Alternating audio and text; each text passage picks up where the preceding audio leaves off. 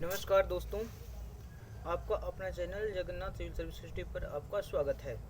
आज इस audio clip में हम बीएड सेकेंड ईयर से अधिगम का आकलन में मूल्यांकन संबंधित टॉपिक पर चर्चा करेंगे। सबसे पहले बात करते हैं मूल्यांकन होता क्या है। मूल्यांकन का सिंपल सा अर्थ होता है मूल्य प्लस अंकन। मूल्य प्लस अंकन कहने का तात्पर्य है कि यदि किसी भी योग्यता हो जिसका कि अंकन जो है, मापन जो है भौतिक रूप से ना किया जा सकता है, तो उसे माफ करने के लिए जो गुणात्मक पद्धति होता है, उस गुणात्मक पद्धति के अंतर्गत मूल्यांकन के संदर्भ में आता है। मूल्यांकन में आपका मात्रात्मक और गुणात्मक दोनों गुण होते हैं। जिससे कि किसी बच्चे की बौद्धिक आयु ज्ञात करना है, मानसिक आयु ज्ञात करना है, तो यह ज्ञात करने के लिए हम मापन का प्रयोग नहीं करके बल्कि मूल्यांकन का प्रयोग करते हैं। मूल्यांकन का उद्देश्य होता है कि किसी चीज की प्राप्ति, परिणाम की प्राप्ति, किसी परिणाम की प्राप्ति करने के लिए हम मूल्यांकन करते हैं। जैसे कि यदि बच्चे पढ़ाई कर रहे हैं, छात्र पढ़ाई कर रहे हैं, तो उनका तो शिक्षक का उद्देश्य होता है कि बच्चों में क्या ज्ञान की प्राप्ति हुई है, क्या ज्ञान की प्राप्ति नहीं हुई है, बच्चा कितना सीखा है, कितना नहीं सीखा है, इन सबों को जांच करने के लिए मूल्यांकन पद्धति का प्रयोग किया जा सकता है। मूल्यांकन पद्धति में की अगर हम बात करते हैं तो एक सबसे महत्वपूर्ण चीज आता है इन सबों में, शैक्षिक मूल्यांकन।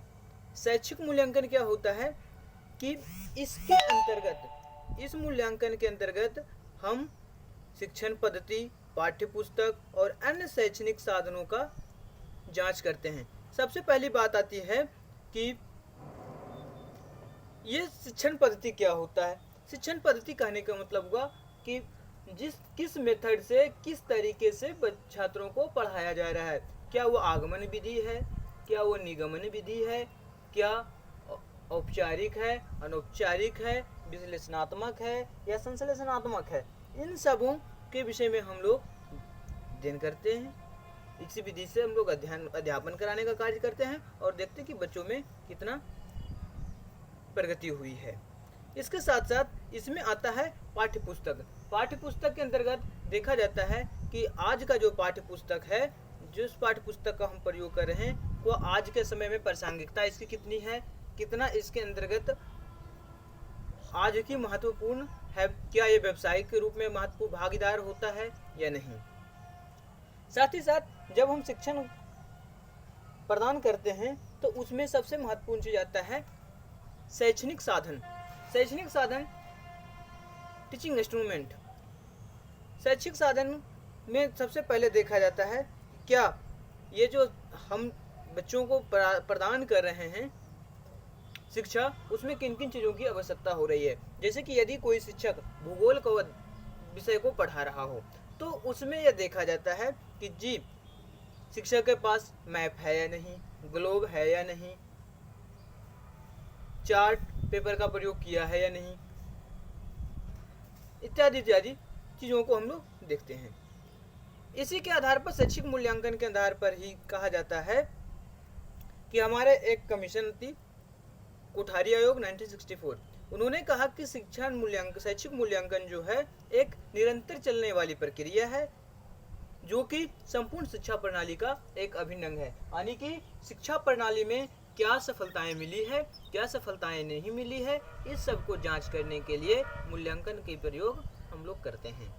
अब बात आती है कि इस मूल्यांकन का उद्देश्य क्या है। मूल्यांकन का उद्देश्य सबसे पहले छात्रों का वर्गीकरण करने में आता है। छात्रों को वर्गीकरण किस आधार पर किया जाएगा, जैसे कि कोई टेस्ट के माध्यम से मूल्यांकन करना हो, छात्र में क्या वो उच्च बुद्धि लब्धता वाली है बच्चे हैं, या फिर सामान्य हैं, औसत हैं, या फिर जड़त्व बुद्धि वाले हैं। ये जब हम छात्रों को इस प्रकार से वर्गीकरण कर देते हैं तो वर्गीकरण करने के बाद उसे हम शिक्षा प्रदान करने में, उसकी कठिनाई को समाधान करने में आसानी प्राप्त होती है। दूसरी बात आती है कि शैक्षणिक कार्यों में व्यवसायिक मार्ग का निर्देशन। यानी कि यदि बच्चा छात्र जो है पढ़ चुका है तो उच्च शिक्षा प्राप्त करने के लिए क्या उसे मार्ग निर्देश करें, क्या उसे दिशा निर्देश करें, इससे की जानकारी के लिए मूल्यांकन की आवश्यकता होती है। क्या बच्चे मैथ में अधिक अच्छा जानकार है, मैथ उसका अच्छा है, क्या वो फिजिक्स अच्छा कर सकता है, बायोलॉजी अच्छा कर सकता है, क्या वो इंजीनियर बन सकता है, डॉक्टर बन सकता है, मल्टीमीडिया में जा सकता है, इत्यादि इत्यादि, जो कि हम जो है मूल्यांकन के आधार पर ही उसे दिशा निर्देशन करने में सहायता प्रदान करती है।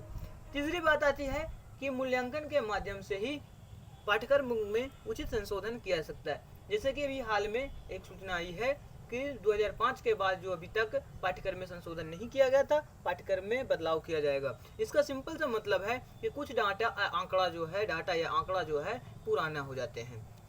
नए डाटा के संख्यांकी विभाग से आती रहती है, लेकिन उसका प्रयोग नहीं कर पाते हैं। परिणामतः ये होता है कि हम लोग नए आंकड़ों को छोड़कर पुराने आंकड़ों को अध्ययन और अध्यापन का कार्य करते हैं। इससे बचने के लिए मूल्यांकन की विधि के आधार पर ही पाठ्यक्रम में उचित संशोधन किया जा सकता है। साथ ही साथ यह दूसरी विधि इसके यह भी है, मूल्यांकन के लिए पाठ्यक्रम में संशोधित करने का दूसरी विधि ये भी है कि बच्चा कितना सीख पा रहा है, क्या बच्चों के लिए बोझ तो नहीं हो रहा है, क्या खेल खेल में सीख पा रहा है या नहीं सीख पा रहा है, इसकी जानकारी के लिए हम पहले मूल्यांकन करते हैं, असेसमेंट करते हैं, और असेसमेंट करने के बाद इवेल्यूट करते हैं, इवेल्यूट करने के बाद हम लोग क्या करते हैं, उसमें संशोधन करने का काम करते हैं।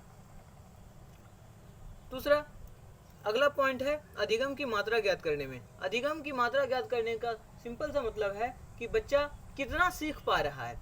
यदि बच्चा नहीं सीख पा रहा है तो उसे तरह तरह की विधि के माध्यम से उसको क्या किया जाएगा, सिखाया जाएगा।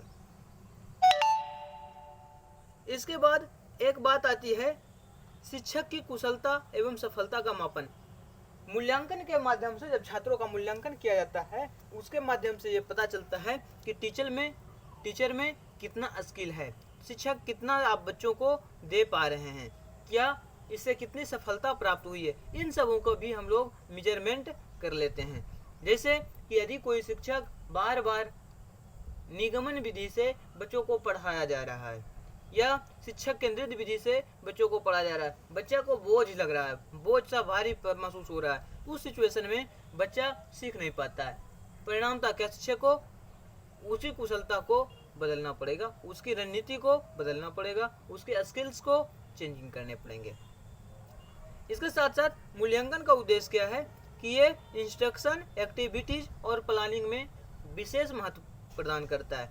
जैसे कि किसी चीज को इंस्ट्रक्ट करेंगे, उसी आधार पर हम नई एक्टिविटीज बनाएंगे और एक्टिविटीज को हम लोग लागू करने के लिए प्लानिंग बनाएंगे, और इस प्रकार से मूल्यांकन का जो हमारा उद्देश्य रहेगा वो मूल्यांकन का उद्देश्य सफल हो जाएगा। अब आती है कि मूल्यांकन की हम प्रक्रिया किस प्रकार से संचालित करेंगे। तो पहली बात आती है कि उद्देश्य का जो निर्धारण करेंगे वो सामान्य या विशिष्ट विधि से करेंगे। क्या सामान्य विधि और विशिष्ट विधि होता है? सामान्य विधि में जनरल मेथड जो सामान्यतः प्रयोग करते हैं उसमें करते हैं, या विशिष्ट विधि के अंतर्गत किसी खास बच्चों में या विशिष्ट बालकों में उसके अध्ययन से प्राप्त को जब गुणों को हम मूल्यांकन करते हैं तो उसके लिए विशिष्ट विधि का प्रयोग करना पड़ेगा। दूसरी बात है कि मूल्यांकन की प्रक्रिया में अधिगम अनुभवों का प्रदान के अंतर्गत शिक्षण बिंदु, अधिगम क्रियाओं का चयन, ये दोनों